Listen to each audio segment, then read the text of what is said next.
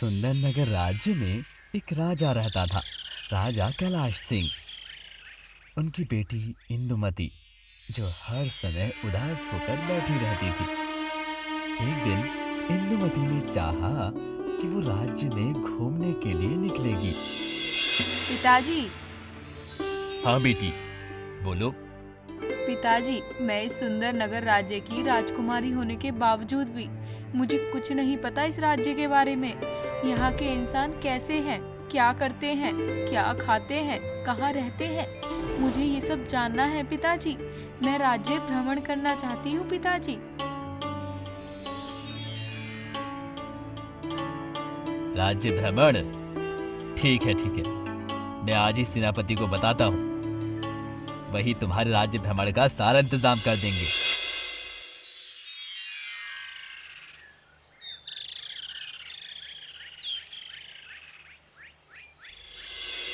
अगले दिन सुबह पालकी में सवार होकर राजकुमारी निकली। साथ में थे 10 काम करने वाले लोग। हाथी के पीठ में सवार होकर और घोड़ा लेकर 20 सैनिक पीछे पीछे चलने लगे। सड़क पे चलते चलते राजकुमारी ने देखा, उन्होंने जैसा कपड़ा पहना है, उनके राज्य के लोगों ने उनसे कई ज्यादा खराब और फटे हुए कपड़े पहने हुए हैं। ये देखकर राजकुमारी का मन और भी ज्यादा उदास हो गया। मैं इतने अच्छे से रहती हूँ, इतने महंगे महंगे कपड़े पहनती हूँ, और मेरे राज्य के सभी लोग इतने दुख दर्द में रहते हैं। मैं आज ही कुछ करूंगी।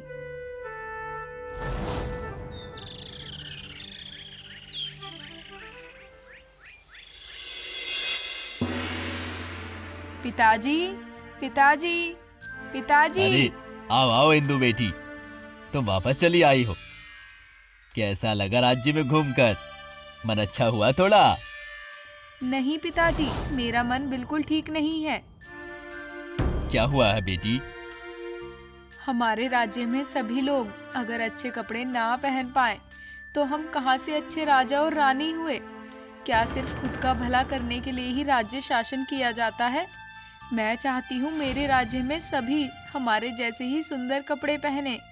इसके लिए जो जो भी करना होगा आप सब कीजिए पिताजी।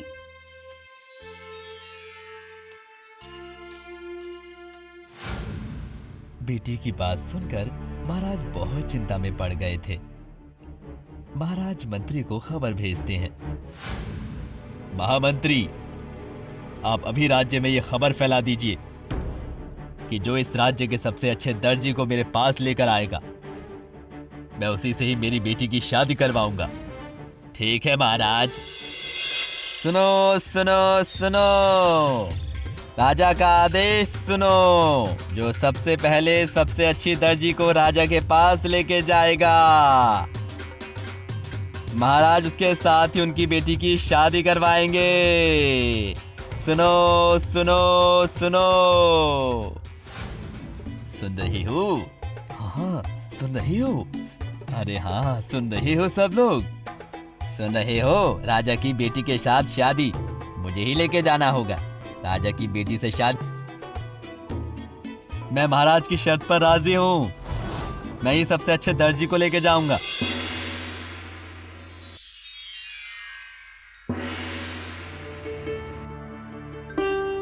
प्रणाम महाराज, मेरा नाम इंद्रजीत है। मैं आपके लिए और इस राज्य के लिए सबसे अच्छा दर्जी लेकर आया हूं मैं यहाँ पर। अच्छा ठीक है, अगर तुम सच में ऐसा कर पाए तो मैं अपनी बेटी इंदुमती के साथ तुम्हारा शादी करवाऊंगा मैं। हमारे पास ज्यादा समय नहीं है, जो करना है जल्दी करो।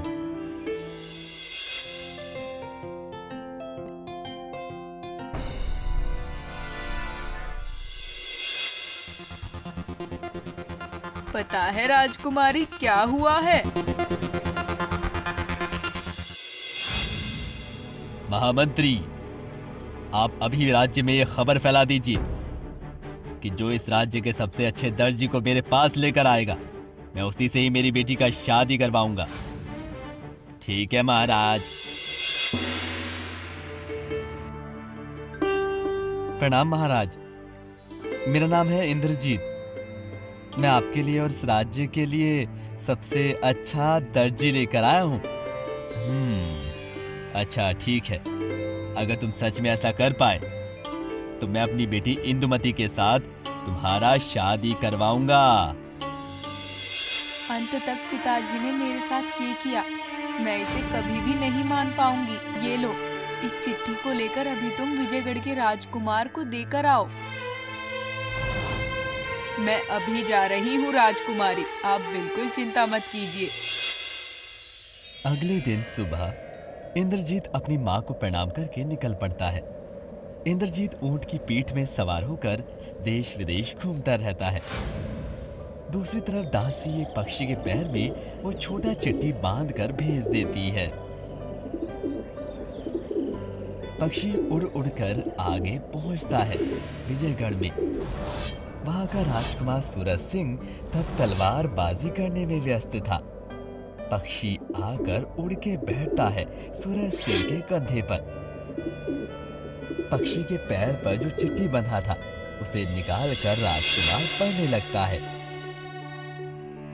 राजकुमार सूरज सिंह, बहुत मुश्किल में पढ़ के आपको ये चिट्ठी मैंने भेजा है। मेरे पिता ने मेरी शादी कहीं और तय की है, लेकिन बचपन से ही मैंने आपसे ही शादी करने की सोच रखी है। इसीलिए जितनी जल्दी हो सके आप उस इंद्रजीत को रोकिए और मुझसे शादी का प्रस्ताव रखिए। आपकी इंदुमती। किसका चिट्ठी है राजकुमार? सुंदर नगर की सबसे खूबसूरत राजकुमारी इंदुमती की मुझसे शादी करना चाहती है, ये कहा है। ये मेरा खुशनसीबी है, मैं आज ही कुछ इंतजाम करूंगा।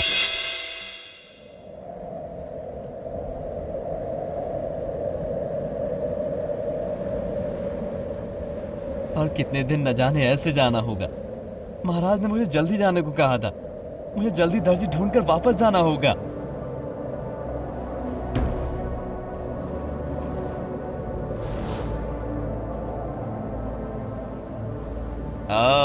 बहुत प्यास लगा है। मुझे थोड़ा पानी दोगे बेटा? प्यास लगा है बहुत, गला सूख गया है।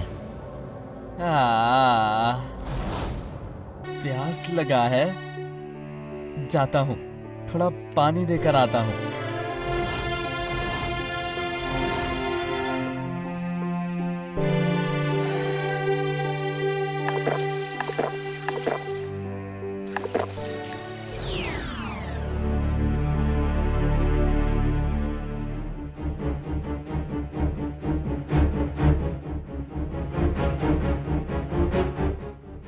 अरे ये क्या? फिर क्या मैंने कुछ गलत देखा? पता नहीं, शायद वही होगा।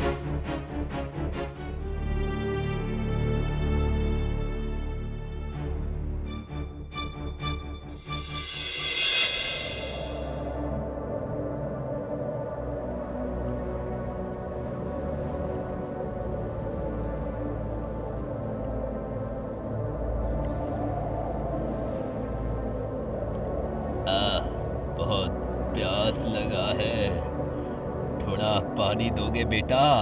गला सूख गया है मेरा।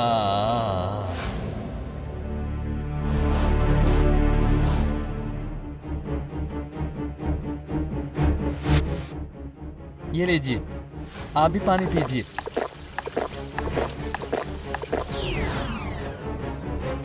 अरे हाँ? अरे मैं शायद सब गलत देख रहा हूँ, लेकिन नहीं, मेरा तो पानी खत्म हो गया। फिर मैंने तो सब सही देखा है, लेकिन अब मैं क्या करूं? इतनी गर्मी में मेरा ही गला सूख गया है। कौन?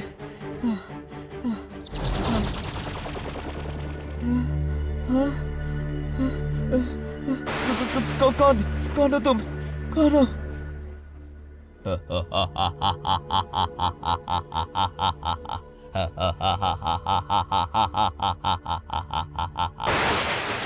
मैं हूँ इस रेगिस्तान का सम्राट। इस रेगिस्तान में जिसको पानी चाहिए होता है, मैं उसे पानी देता हूँ।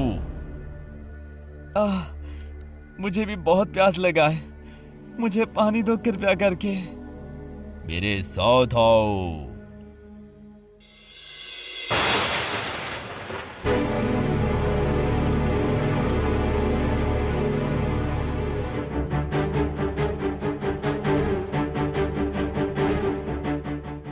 यहाँ पानी कहाँ है?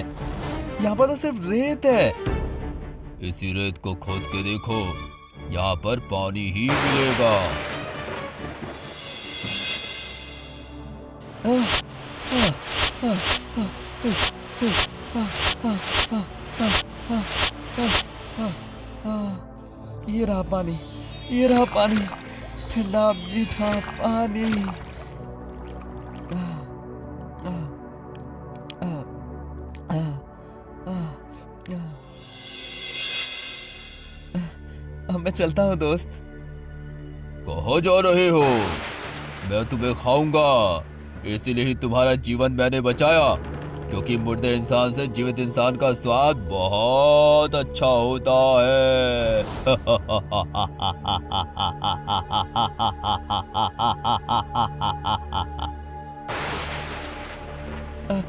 अभी मुझे तुम छोड़ दो। अभी मुझे दर्जी लेकर मेरे राज्य में वापस जाना होगा। मैं वादा करता हूँ तुमसे, मेरा काम पूरा होते ही मैं तुम्हारे पास वापस आ जाऊंगा। याद रखना, अगर तुमने ऐसा नहीं किया तो मैं तुम्हारे घर चलाऊंगा, समझे तुम? मुझे याद रहेगा। मैं भी चलता हूँ। चलते चलते अंत में इंद्रजीत पहुंचा विजयगढ़। राजकुमार सूरज सिंह वहां इंद्रजीत का प्रतीक्षा कर रहे थे, लेकिन 2 दिन बीत गए हैं। ये देखकर सूरज सुंदर नगर राज्य की ओर निकल गया। साथ में पानी और खाना भी ले लिया।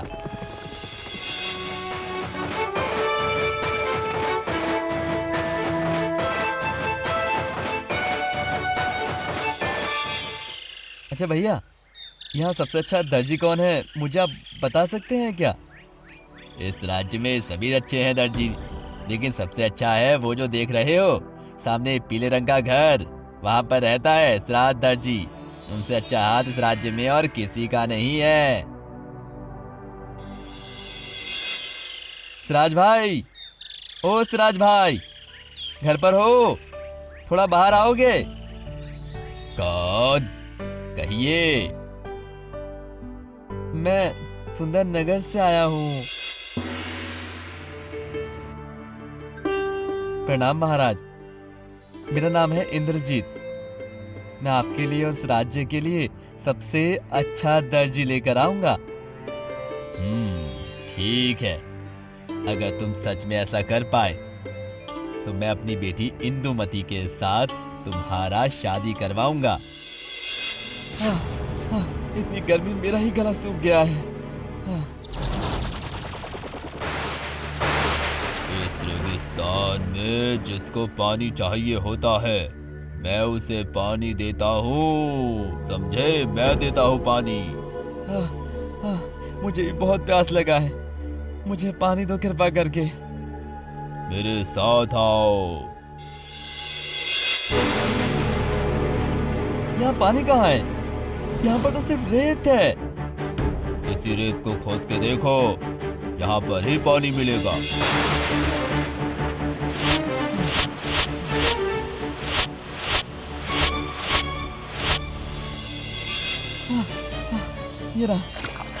ये रहा पानी, ठंडा मीठा पानी। अब मैं चलता हूँ दोस्त। कहाँ जा रहे हो? मैं तुम्हें खाऊंगा, इसलिए ही तुम्हारा जीवन मैंने बचाया, क्योंकि मुर्दे इंसान से जीवित इंसान का स्वाद बहुत अच्छा होता है। अभी मुझे छोड़ दो। अभी मुझे दर्जी लेकर मेरे राज्य में वापस जाना होगा। मैं वादा करता हूँ तुमसे, मेरा काम पूरा होते ही मैं तुम्हारे पास वापस आ जाऊंगा। अच्छा भैया, यहाँ सबसे अच्छा दर्जी कौन है, मुझे आप बता सकते हैं क्या? इस दर्जी राज्य में सभी अच्छे हैं, लेकिन सबसे अच्छा है वो जो देख रहे हो सामने पीले रंग का घर, वहां पर रहता है श्राद्ध दर्जी। उनसे अच्छा हाथ इस राज्य में और किसी का भी नहीं है। आप चलेंगे मेरे साथ? स्वयं राजा ने मुझे बुलाया है इतने अच्छे काम के लिए, मैं जरूर जाऊंगा। थोड़ा रुकिए, मैं अभी मेरा सब सामान लेकर आता हूँ।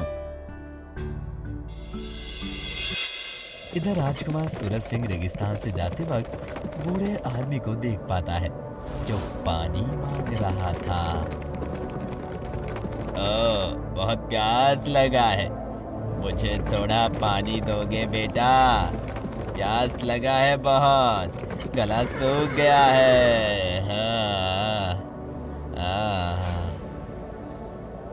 नहीं नहीं, मैं तुम्हें पानी नहीं दे पाऊंगा, दूर हटो यहाँ से।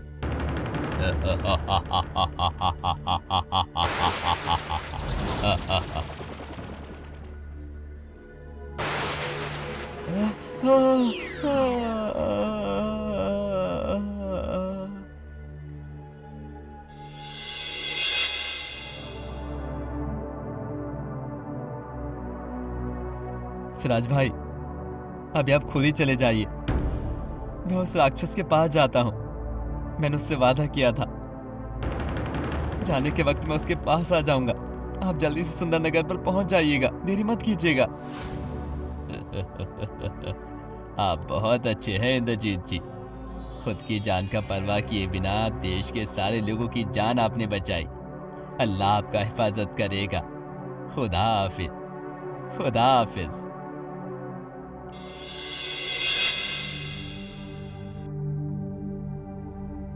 राक्षस दोस्त, मैं आ गया हूं। मैंने वादा पूरा किया, अब तुम मुझे खा लो। तुम बहुत अच्छे हो, किसी ने पहली बार अपना वादा पूरा किया है। जाओ, मैंने तुम्हें मुक्त किया। फिर तुम्हारा खाना? वो रहा मेरा खाना।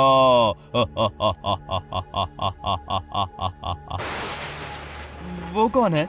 मैं विजयगढ़ का राजकुमार। इस राक्षस ने मुझे बंद करके रखा है। मुझे अगर कुछ हुआ तो मेरे पिता और सैनिक मिलकर इस राक्षस और सुंदर नगर को खत्म कर देंगे। नहीं नहीं राक्षस दोस्त, तुम राजा को छोड़ दो, मुझे खा लो। ठीक है, फिर वैसा ही हो। मैंने तुम्हें मुक्त किया राजकुमार, चले जाओ। राजकुमार, रास्ते में सिराज दर्जी भी जा रहे हैं, उनको साथ लेकर आप जितना जल्दी हो सके महाराज के पास जाइए। महाराज से कहना कि इंद्रजीत ने उसका वादा पूरा किया। ओह, तुम ही हो इंद्रजीत, जिसकी बातें राजकुमारी ने कहा था। आप और देरी मत कीजिए, आप जाइए राजकुमार।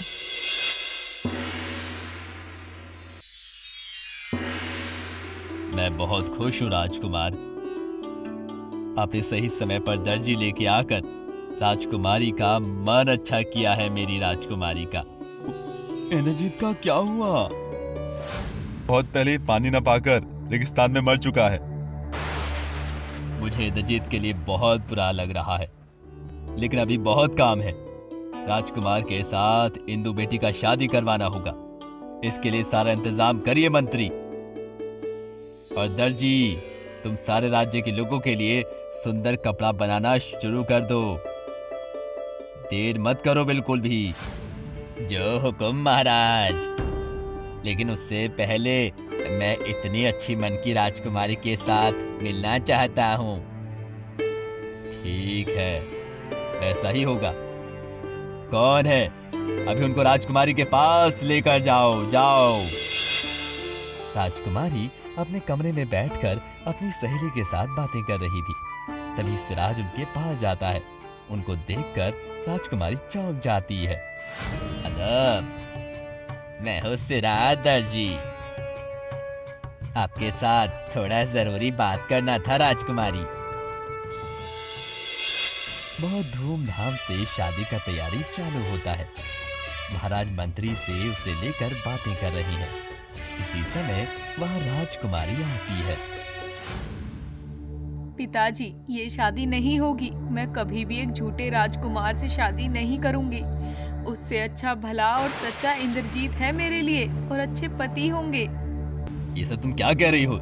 राजकुमार झूठे हैं? हाँ पिताजी, सिराज ने मुझे सब बताया है। यशराज भाई, अभी आप खुद ही चले जाइए। मैंने उनसे वादा किया था, जाने के वक्त मैं उनके पास आ जाऊंगा। राक्षस दोस्त, मैं आ गया हूं। मैंने वादा पूरा किया। तुम बहुत अच्छे हो, मैंने तुम्हें मुक्त किया। फिर तुम्हारा खाना? वो रहा मेरा खाना।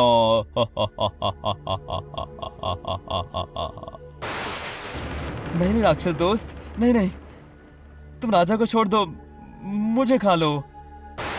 ठीक है, फिर वैसा ही हो। मैंने तुम्हें मुक्त किया राजकुमार, चले जाओ। जो इस राज्य के लोगों के लिए अपना जीवन दे सकता है, वो ही मेरा आदर्श पति होगा। मैं उसी से ही शादी करूंगी। हाँ इंदु बेटी, बिल्कुल सही कहा है तुमने।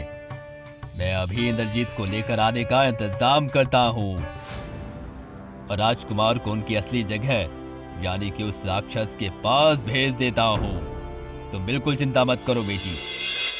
राजा की बात सुनकर सूरज सिंह को फिर से राक्षस के पास भेज दिया जाता है और इंद्रजीत वहां से मुक्त होकर राज्य में वापस आ जाता है और बहुत धूमधाम से उन लोगों का शादी हो जाता है और सूरज सिंह वो भी रेगिस्तान के सम्राट के पास बंद है।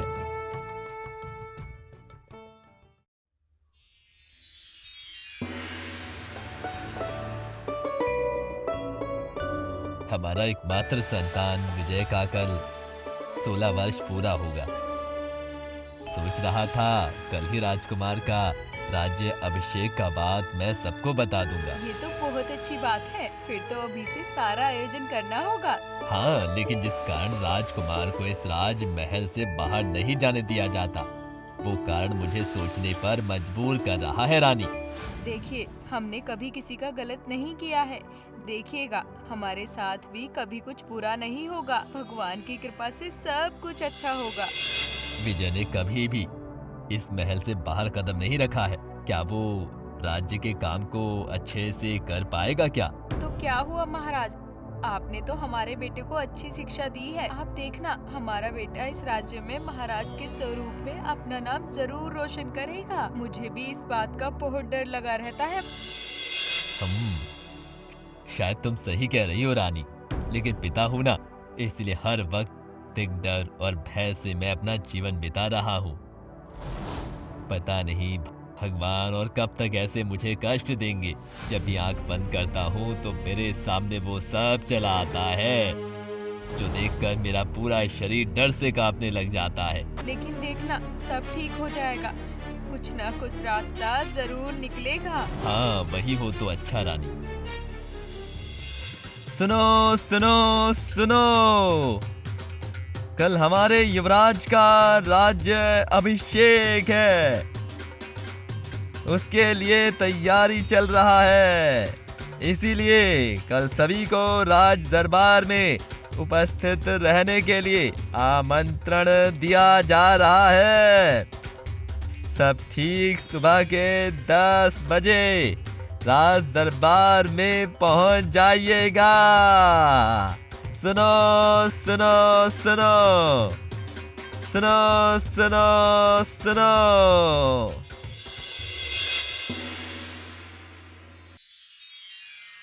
कल मेरा राज्य अभिषेक है, लेकिन मैं इस राज्य, इसके लोगों के बारे में कुछ भी नहीं जानता। इतने में मैं कैसे इस राज्य का अच्छा राजा बनूंगा? नहीं नहीं नहीं, मैं जब तक अपने आप को अच्छा राजा नहीं साबित कर देता, तब तक मैं ये जिम्मेदारी नहीं लूंगा।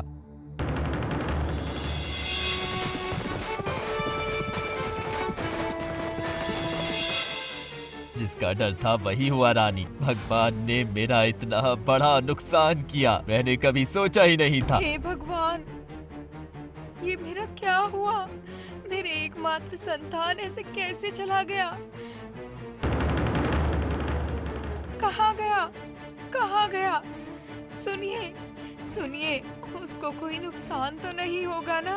आप जहाँ से भी, कहीं से भी उसे लेकर आइए। मैं आज ही राज्य के हर तरफ लोग भेज देता हूँ। वो राजा को ढूंढकर जरूर लेकर आएंगे। हाँ, वैसा ही करो, वैसा ही करो, लेकिन बहुत सावधानी से। किसी को कुछ खबर नहीं होनी चाहिए।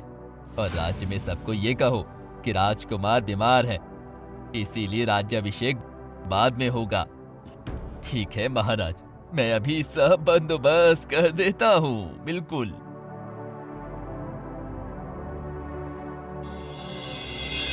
महाराज के आदेश के अनुसार पूरे राज्यवासियों को ये सब कहा गया। सुनो सुनो सुनो,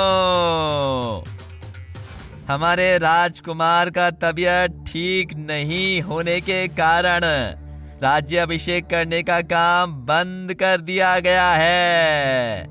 तबीयत ठीक होने के बाद ये सारे काम फिर से किए जाएंगे, ये आप लोगों को सूचित किया जाता है। सुनो सुनो सुनो। राजकुमार का तबीयत खराब है, क्या हुआ होगा? क्या पता, भगवान के आशीर्वाद से जल्दी ठीक हो जाए हमारे राजकुमार। हाँ।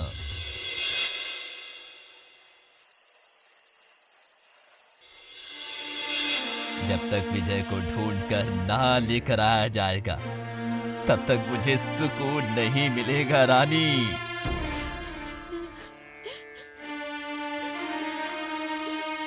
मुझे बिल्कुल अच्छा नहीं लग रहा है महाराज। आप जैसे भी करके मेरे बेटे को वापस लेकर आइए, और मैं कभी भी आपसे कुछ नहीं मांगूंगी, कुछ नहीं मांगूंगी। रो मत रानी। रानी, मैं मर्द हूँ और इस राज्य का राजा भी, लेकिन इससे ये मत सोचो कि मेरा दिल नहीं है। मेरा भी दिल बहुत रो रहा है, और इससे भी ज्यादा मुझे डर सता रहा है रानी, क्योंकि वो छवि मेरे सामने बाहर बाहर आ रही है। मुझे समझ नहीं आ रहा कि मैं क्या करूं, मैं भूल नहीं पा रहा। आपकी उस गलती के लिए मेरे बेटे का जीवन नष्ट हो गया है। नहीं, ऐसे मत बोलो रानी, मत बोलो। मैं भी अपने अपराध से जल रहा हूँ अभी तक। ऐसे बोलकर मुझे और दुख मत दो रानी। अब इसका कोई ना कोई उपाय करना ही होगा। मैं कल ही राजगुरु के पास जाऊंगा। हाँ, वही कीजिए। अगले दिन सुबह महाराज और महारानी घोड़े पर सवार होकर मंदिर के पास आए।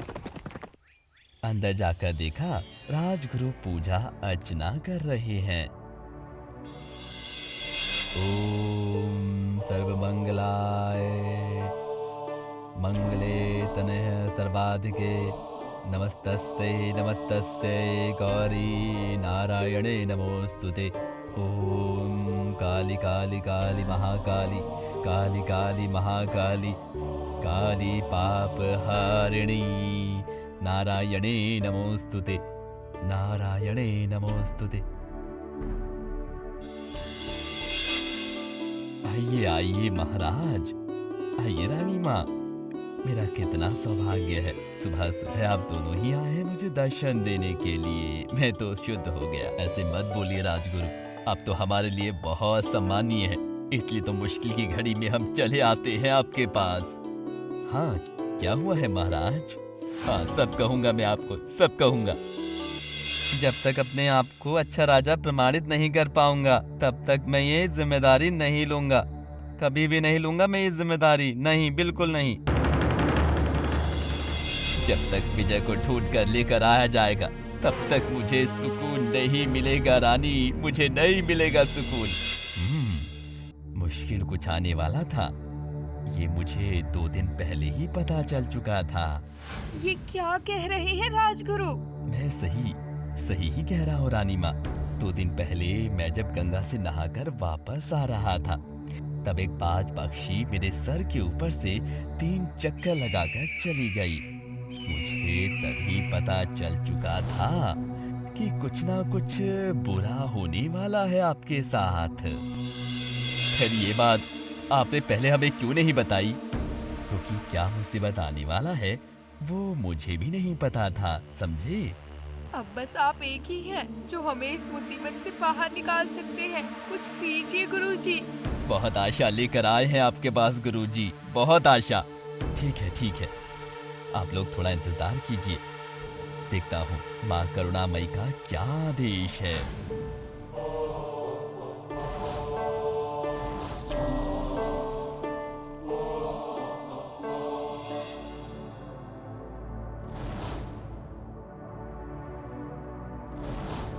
ये क्या? कौन हो तुम? मैं इस अभय नगर राज्य के राजा विष्णुदेव का एकमात्र संतान विजय देव हूँ। आप बिल्कुल चिंता मत कीजिए महाराज, राजकुमार सही जगह पर है। वो ठीक वक्त पर फिर से राज दरबार में वापस आ जाएंगे। आप निश्चिंत होकर घर जाइए। आपने जब ये कहा तो हम निश्चिंत होकर ही घर जाएंगे। आपकी बात सुनकर हमें बहुत शांति मिली राजगुरु, बहुत शांति। अब हम चलते हैं, प्रणाम लीजिए, कल्याण हो। दूसरी तरफ राजकुमार अपने घोड़े पर सवार होकर चले जा रही है। एक के बाद एक मैदान, घर, नदी पार करके चले जा रही है। इसके बाद सुबह से दोपहर हुआ और राजकुमार एक पेड़ के नीचे घोड़े को रुकाकर बैठ गए और सामने देखा एक नदी। तभी वो नदी के किनारे बैठकर पानी पीने लगे। जब नदी में पानी पीने के लिए झुके तभी नदी के पानी में एक लड़के का छवि आ गया। साथ में राजकुमार नदी के किनारे से एकदम दूर चला गया। अरे ये मैंने क्या देखा? क्या मैंने सच में किसी का मुंह देखा या फिर ये मेरा वहम था? नहीं, वो मेरा वहम ही होगा।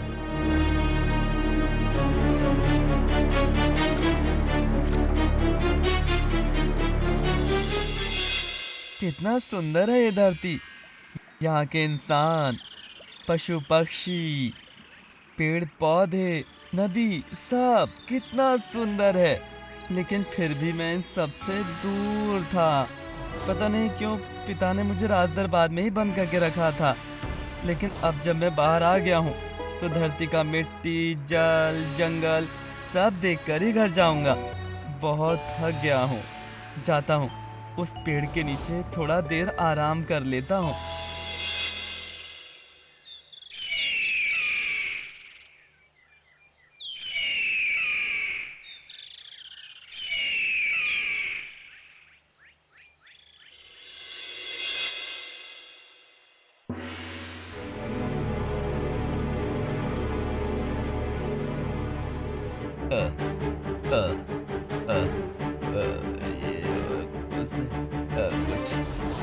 कुछ दिख रहा है,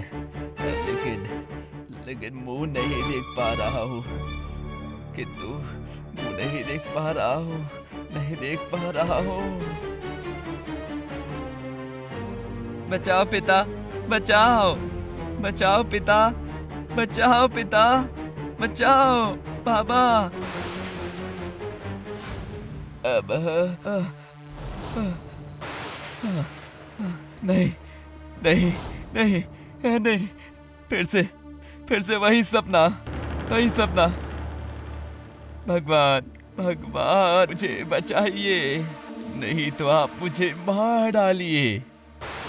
मार डालो मुझे भगवान, मैं और ये दुख नहीं सह सकता, नहीं सह पा रहा हूँ भगवान, नहीं सह पा रहा हूँ ये दुख मैं। महाराज क्या हुआ? महाराज क्या हुआ आपको इतनी रात में? फिर से आपने उस भयानक सपने को देखा क्या? हाँ रानी, मैं और सह नहीं पा रहा हूँ और नहीं हो पा रहा है मुझसे। पता नहीं कब मुझे इस सपने से मुक्ति मिलेगा। पता नहीं मुझे मेरा बेटा अभी किस हालत में होगा, वो भी नहीं जान पा रहा हूँ रानी। महाराज सुनिए महाराज मेरी बात। राजगुरु ने जब कहा है तब चिंता की कोई बात नहीं है। थोड़ा सब्र कीजिए, सब ठीक हो जाएगा। हाँ, यही हो तो अच्छा है, यही हो तो अच्छा रानी, यही हो अच्छा हो। वाह कितना सुंदर है। अगर बाहर नहीं आता तो मैं इन सबसे दूर रहता। मैंने गांव शहर तो देख लिया है, अब मुझे जंगल में जाना चाहिए। वहाँ के पशु पक्षी, पेड़ पौधे सब तो मेरे देश का है। वो सब कैसे रहते हैं वो भी मुझे देखना होगा। पता नहीं कुछ अदृश्य शक्ति मुझे जंगल की तरफ खींच रहा है। जाता हूँ, अभी जंगल की तरफ निकल जाता हूँ। इधर राजकुमार घोड़ा भागा ही रहा था और फिर एक बड़े जंगल के सामने आकर रुक गया। फिर चारों तरफ देखते हुए जंगल के अंदर घुस गया। राजकुमार चल रहा है और हर तरफ पशु पक्षी की आवाजें आ रही हैं। कुछ दूर जाने के बाद राजकुमार को एक छोटा सा घर दिखाई दिया। वो रहा, एक छोटा घर दिखाई दे रहा है, शायद वहाँ कोई रहता है। जाता हूँ, जाकर देखता हूँ। राजकुमार अंदर जाता है और जाकर देखता है एक बड़े से पेड़ के नीचे एक साधु बैठकर ध्यान कर रहा है।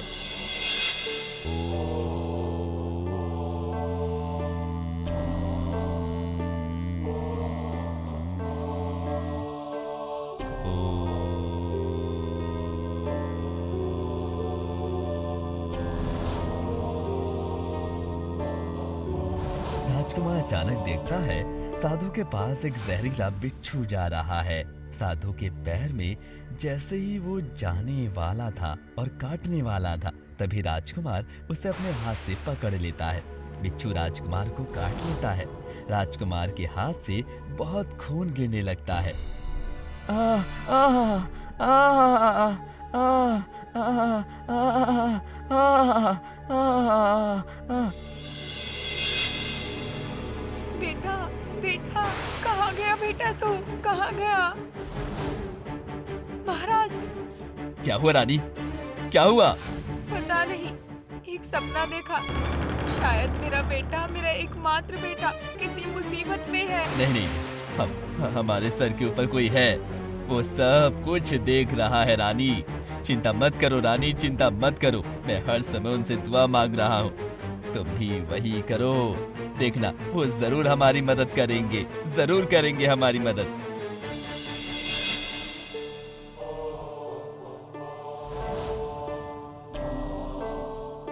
ये क्या?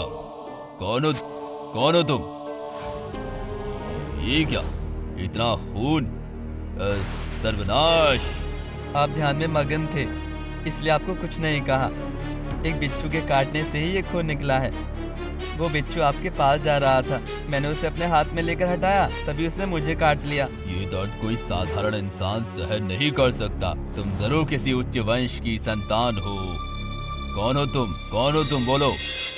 मैं इस अभय नगर राज्य के राजा विशुदेव की एकमात्र संतान विजय देव हूँ। क्या? विशुदेव का एकमात्र संतान? नहीं, ये नहीं हो सकता। क्या नहीं हो सकता? क्या हुआ साधु बाबा? क्या मैंने कुछ गलती किया है? आप कहिए मुझे, मैं सजा भुगतने के लिए तैयार हूँ। गलती तुमने नहीं, बल्कि तुम्हारे पिता ने किया था, महाराज विशुदेव ने। पिता ने गलती किया था? कैसी गलती? बहुत दिन पहले की बात है।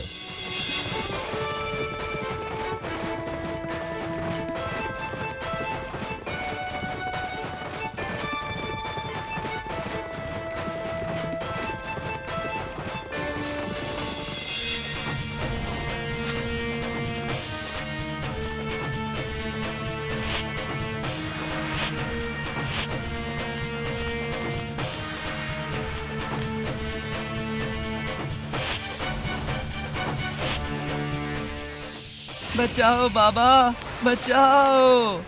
बचाओ बाबा, बचाओ!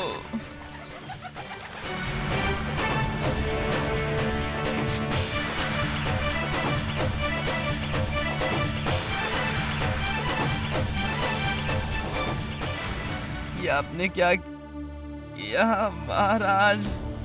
मुझे एक बार मेरे पिता के पास ले चलिए। मैं बड़ी सिद्धेश्वर का बेटा वीरेश्वर हूँ। हे भगवान, इतना बड़ा अपराध मैंने कैसे किया? रक्षा कीजिए भगवान, रक्षा कीजिए भगवान, रक्षा कीजिए।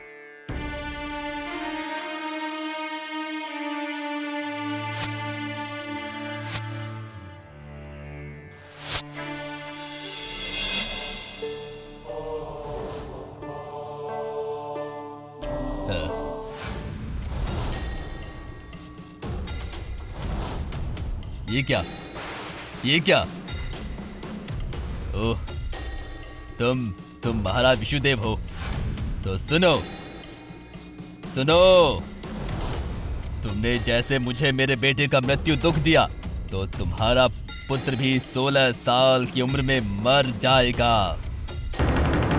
जब एक बाज पक्षी तुम्हारे बेटे के सर के ऊपर से 3 बार चक्कर लगाएगा, तब समझ जाना तुम्हारे बेटे का मृत्यु अनिवार्य है।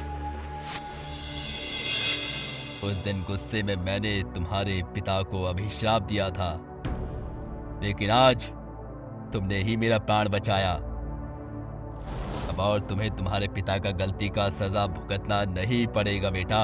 जाओ जाओ, मैंने तुम्हें अपने श्राप से मुक्त किया। जाओ, ये श्राप मैं अपने सर ले लूंगा। तुम जाकर अपने पिता से कहो कि वो तुम्हें लेकर और चिंता बिल्कुल भी ना करें, समझे? बिल्कुल ना करें। मुझे आशीर्वाद दीजिए महाराज, ताकि मैं अच्छे रास्ते पर चलकर अपनी सारी प्रजा की समान रूप से भलाई कर पाऊं। आशीर्वाद करता हूं कि तुम इस राज्य के सबसे शक्तिशाली राजा बनो। तुम्हारे जैसे वीर कर्मठ राजा का इस देश को बहुत ज्यादा जरूरत है बेटा। जाओ जाओ, खुद के राज्य में वापस जाकर राजकार्य में मन लगाओ। जाओ।